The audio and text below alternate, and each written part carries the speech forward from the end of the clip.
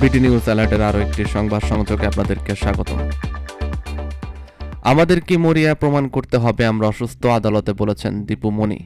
বর্তমানে কার্যক্রম নিষিদ্ধ আওয়ামী লীগের নেতা ও সাবেক মন্ত্রী দীপু মনি আজ সোমবার সকাল 10:30টার দিকে ঢাকার চিফ মেট্রোপলিটন ম্যাজিস্ট্রেট সিএমএম আদালতের হাজতখানা থেকে আদালতে যান।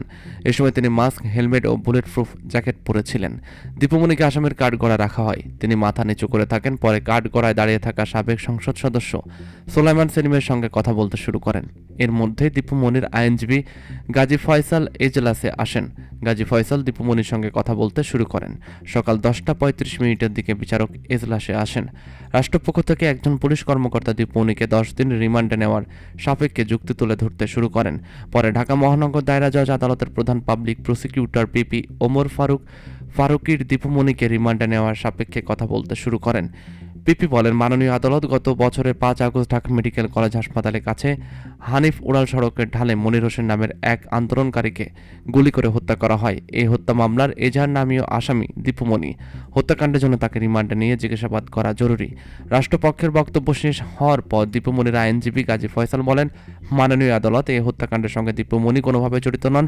দীপু মনি গুরুতর অসুস্থ, তাকে আজ হাসপাতালে নিয়ে যাওয়ার কথা ছিল, কিন্তু তাকে নিয়ে আসা হয়েছে আদালতে এবং 10 দিন রিমান্ড চাওয়া হয়েছে।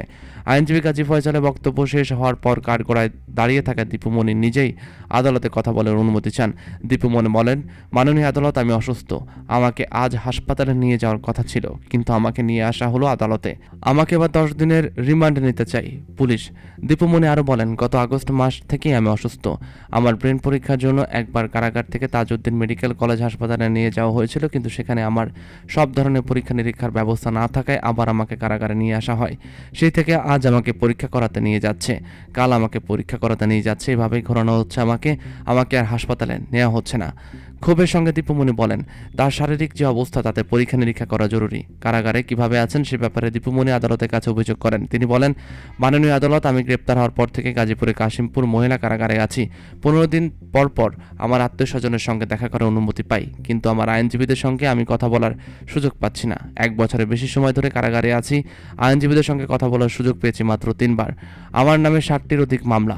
আমার আয়কর আইনজীবীর সঙ্গে পরামর্শ করা খুব জরুরি। মামলার বিষয় নিয়ে আইনজীবীর সঙ্গে পরামর্শ করতে চাই। মামলার শুনানি শেষ হওয়ার পর আইনজীবীর সঙ্গে 20 মিনিট কথা বলার সুযোগ দেওয়ার অনুমতি প্রার্থনা করছি। এ পর্যায়ে দীপু মনির বক্তব্য বিরোধিতা করে আদালতে বক্তব্য দেন ঢাকা মহানগর দায়রা জজ আদালতের পিপি ওমর ফারুকি। তিনি বলেন, মাননীয় আদালত, একজন আসামিকে কারাগারি অনুযায়ী চিকিৎসা দেওয়া হয়। দীপু মনিকে এভাবেই কারাবিধি অনুযায়ী চিকিৎসা দেওয়া হচ্ছে, আর উনি আইনজীবীর সঙ্গে কথা বলার সুযোগ পাচ্ছেন না, সেটি সঠিক নয়। কারণ যখন ওনাদের আসামির কাঠগড়ায় আনা হয় তখন তারা তাদের আইনজীবীর সঙ্গে কথা বলেন। শুনানি শেষ হওয়ার পর আইনজীবীর সঙ্গে কথা বলার সুযোগ দেওয়ার প্রয়োজন নেই বলে তিনি মন্তব্য করেছেন। পিপির বক্তব্যে দীপু মনি বলেন, মাননীয় আদালত, আপনি জানেন সম্প্রতি আওয়ামী লীগ নেতা ও সাবেক মন্ত্রী নুরুল মাজিদ হুমায়ুন মারা গেছে। আমি জেনেছি ওনাকে 4 বার হাসপাতালে নিয়ে যাওয়া হয়েছিল, পরে তিনি ঢাকা মেডিকেলে মারা যান। আমি বলছি, আমি অসুস্থ। আমার ব্রেন পরীক্ষার প্রয়োজন, আমার সুস্থতার চিকিৎসার প্রয়োজন, আমার সুচিকিৎসার প্রয়োজন।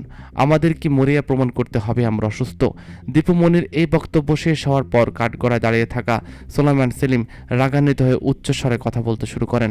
এ সময় কাঠগড়ায় দাঁড়িয়ে থাকা প্রসিকিউশনের পক্ষের একজন আইনজীবী বলতে থাকেন, আপনাদের হাতে রক্তের দাগ রয়েছে।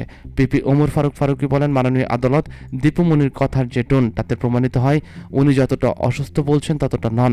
উভয় পক্ষের শুনানি নিয়ে আদালতে দীপু মনি 4 দিনের রিমান্ড মঞ্জুর করেন।